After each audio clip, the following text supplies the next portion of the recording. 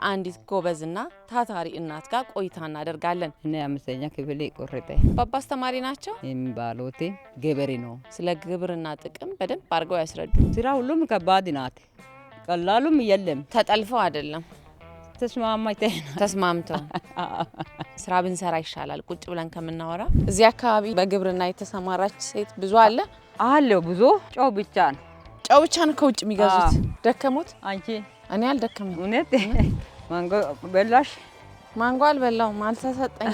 ኮባላ ለየመት ያራተ ካይቷርጆ ማንጎ ቁረጥና አዘጋጅላት ያሉ ነው። የእርሶ ሴት ልጆችስ ምን እንደሚሰሩት? ድግር ብቻ ናት። ነይ